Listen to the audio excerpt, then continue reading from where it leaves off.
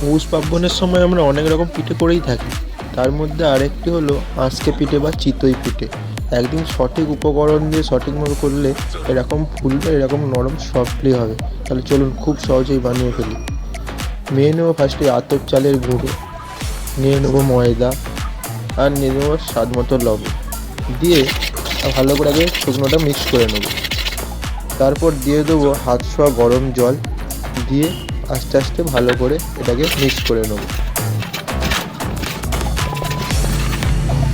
ঠিক ব্যাটারটা এরকম করে রেখে দিতে হয় মিনিমাম 1 থেকে 1.5 ঘন্টা।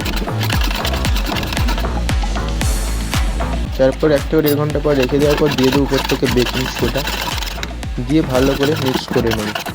মিক্স করে আবারও রেখে দেবো 1 ঘন্টা।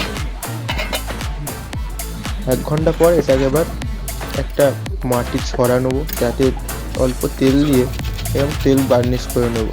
এবার দিয়ে দেবো এই ব্যাটার 1 চামচ করে, দিয়ে উপর থেকে এরকম ঢাকা দিয়ে দেবো। আর 4 সাইড থেকে একটা ভেজা কাপড় দিয়ে করে দেবো, যাতে ভেপারটা বেরোতে না পারে। তাহলে দেখুন তৈরি হয়ে গেছে, ঠিক 15-20 মিনিট পরেই তৈরি হয়ে গেছে আঁশকে পিঠে বা চিতই পিঠে।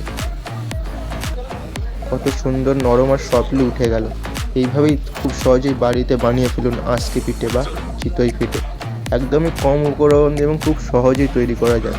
মাটির সরাই করলে স্বাদটাই আলাদা হয়, ঠিক পুরোনো দিনের মতো। আর নলেন গুড়ের সাথে খেতে দারুণ লাগে।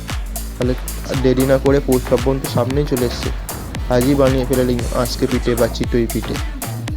কত সুন্দর নরম আর সফট হয়েছে।